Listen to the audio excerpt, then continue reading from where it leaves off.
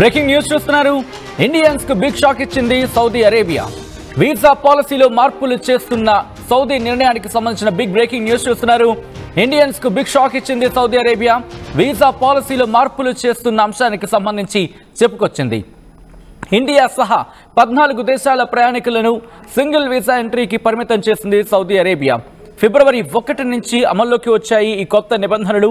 Indian టూరిస్టులకు multiple entry వీసాలను నిలిపివేస్తుంది. సింగిల్ వీసా ఎంట్రీతో కేవలం 30 రోజులు మాత్రమే సౌదీలో ఉండే ఛాన్స్ ఉంది. ఈ ఇంపాక్ట్ ఎవరి మీద ఉండే అవకాశం ఉంది అనే అంశానికి సంబంధించి డీటెయిల్గా మాట్లాడుకునే ప్రయత్నం చేద్దాం. బట్ బిగ్ బ్రేకింగ్ న్యూస్ చూస్తున్నారు.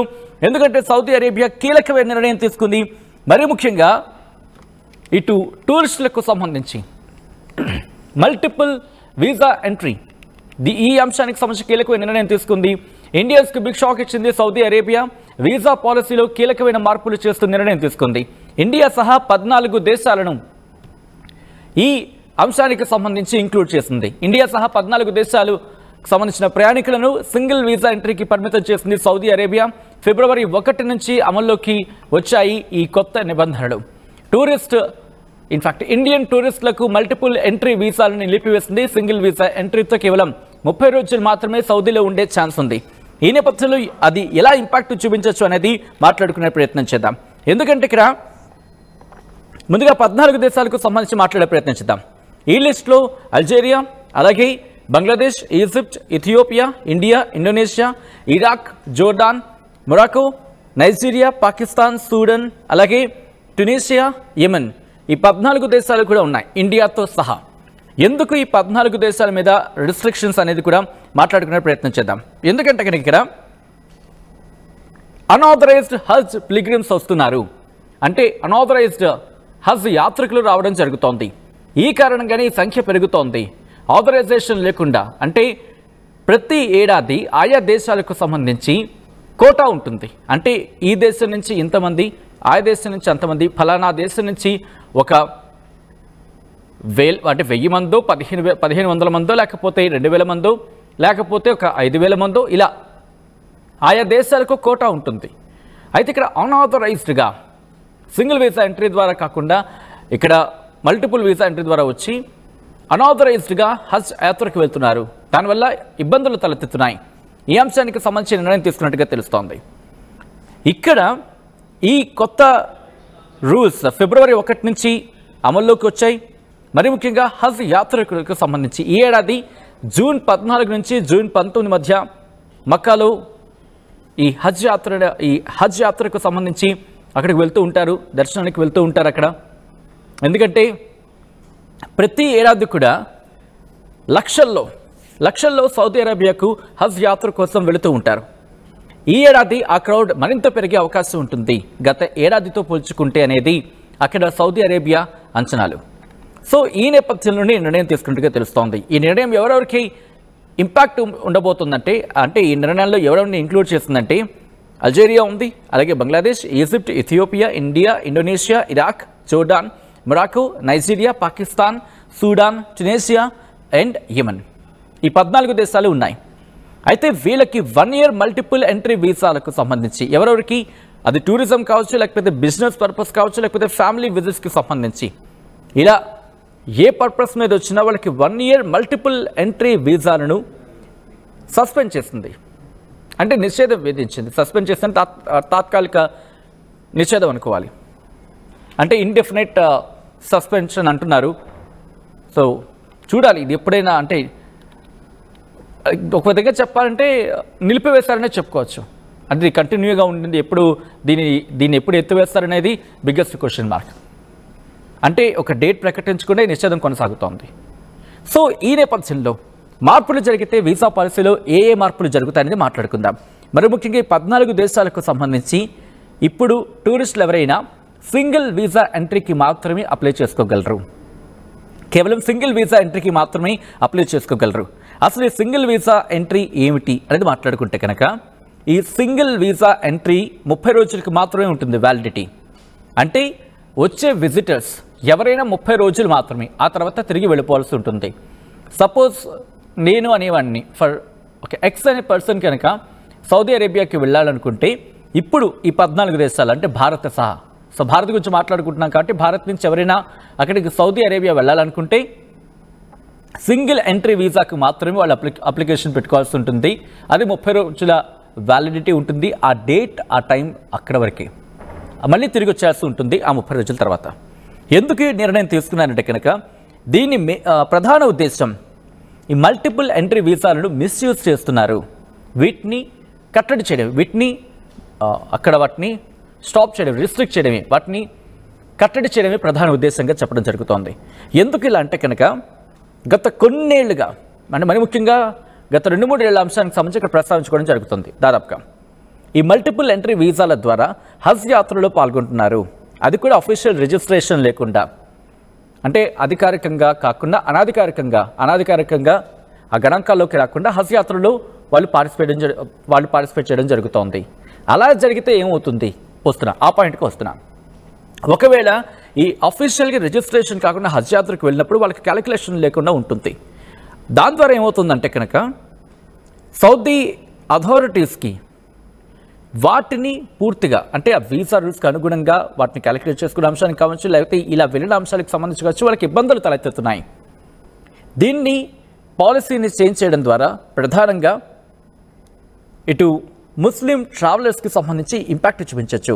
ఎందుకంటే హజ్ అనేది వాళ్ళ ప్రధానమైన 5 మరి ముఖ్యంగా 5 పిల్లర్స్గా మాట్లాడుతూ ఉంటారు కదా.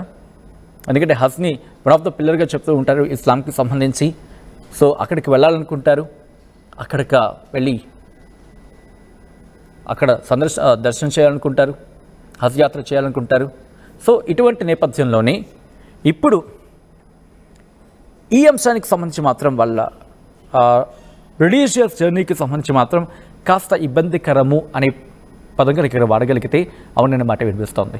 ఎందుకంటే కనుక చాలామంది వెళుతూ ఉంటారు, ఈ అన్లిమిటెడ్గా మాట్లాడుకుంటున్న సందర్భం ఉంది కదా. సో అది కాకుండా ఇప్పుడు సింగిల్ వీసా ఎంట్రీ ద్వారా మాత్రమే వీళ్ళు 30 రోజులు మాత్రమే ఉండాల్సి ఉంటుంది.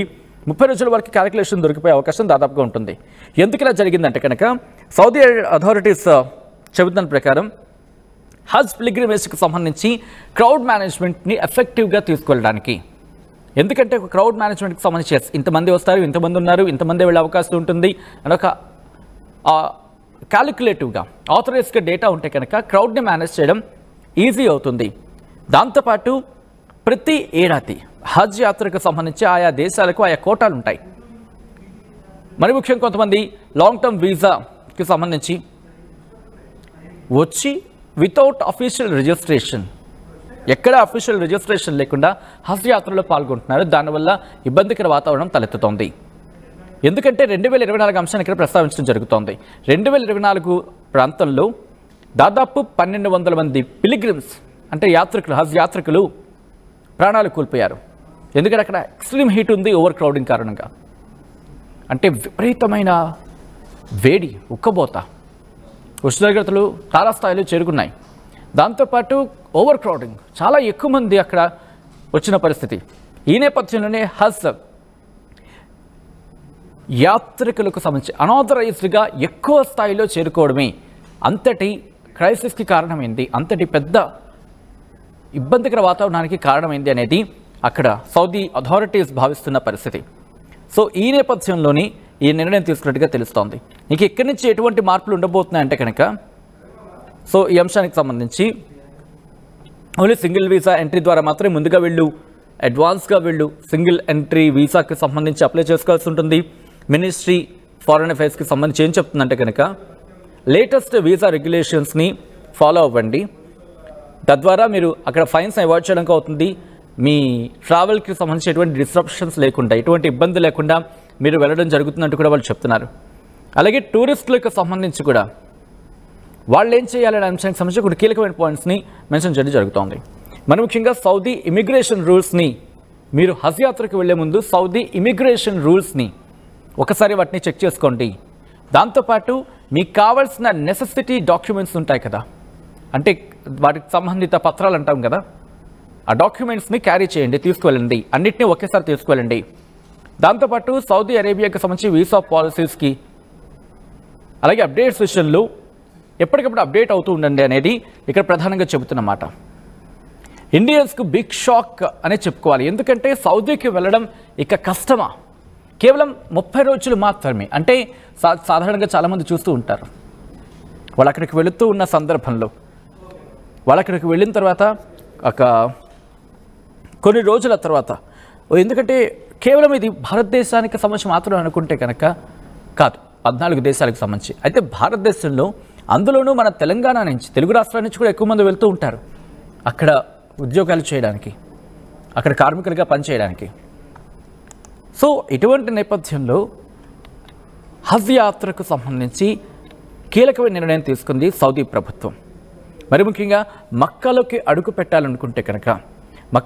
పెట్టాలనుకుంటే ఇప్పుడు కేవలం సింగిల్ వీసా ఎంట్రీతో మాత్రమే ఛాన్స్ ఉంటుంది. ఎందుకంటే ఈ అంశానికి సంబంధించి వాళ్ళు కూడా చెప్పడం జరుగుతోంది. హజ్ యాత్రకు అంటే హజ్ యాత్ర నేపథ్యంలో వాళ్ళు అనాథరైజ్డ్గా ఎంట్రీ అవుతున్నారు, అనాథరైజ్డ్గా ఎంట్రీ అయిపోయి ఇక్కడ ఉండిపోతున్నారు. దాంతోపాటు హజ్ యాత్రకు వెళ్తున్నారు. హజ్ యాత్రకి వెళ్ళినప్పుడు ఇన్ఫ్యాక్ట్ మక్కాకు చేరుకున్న తర్వాత ఓవర్ క్రౌడ్ అవుతోంది, దాంతో క్రౌడ్ మేనేజ్మెంట్ ఇబ్బంది అవుతోంది, తర్వాత వాళ్ళు ఇబ్బంది పడుతున్నారు, దాంతోపాటు సౌదీ అరేబియాని ఇబ్బంది పెడుతున్నారు, ప్రాణాలు కోల్పోతున్నారు. చెప్పా పెట్టకుండా అంటే అధికారిక లెక్కల్లోకి రాకుండా హజ్ యాత్రకు వెళ్ళాలనుకుంటున్నారు. ఆయా దేశాలకు ఇప్పుడు ఏమవుతుందంటే, సో బెస్ట్ ఎగ్జాంపుల్ చెప్తాను. సపోజ్ ఆ 30 డేస్ ఆఫ్ డ్యూరేషన్ ఉంది కదా, అది సింగిల్ ఎంట్రీ వీసా, అది కాకుండా అన్లిమిటెడ్గా ఫర్ సపోజ్ ఆ మాట కనుక అక్కడ ఉపయోగించగలిగితే.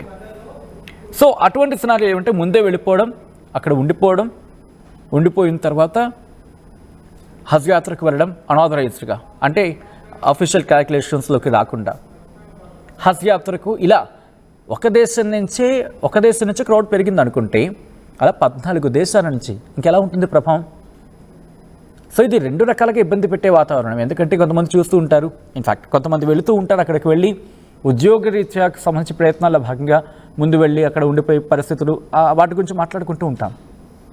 కానీ ఇప్పుడు ఈ పద్ధతి ద్వారా సౌదీ అరేబియా ఇరకాటంలో పెట్టిందంటే కనుక దాదాపు అవుననే మాట వినిపిస్తోంది. కానీ అంటూ ఉంటారు కదా, ఎవరు చేసుకున్న దానికి, అంటే ఎవరు చేసిన తప్పుకి వీళ్ళు ఆ పనిష్మెంట్ అనుభవించి తీరాలి అంటూ కూడా. సో ఆ అర్థం వస్తుందా? ఒకసారి మీరు కామెంట్ చేసే ప్రయత్నం చేయండి.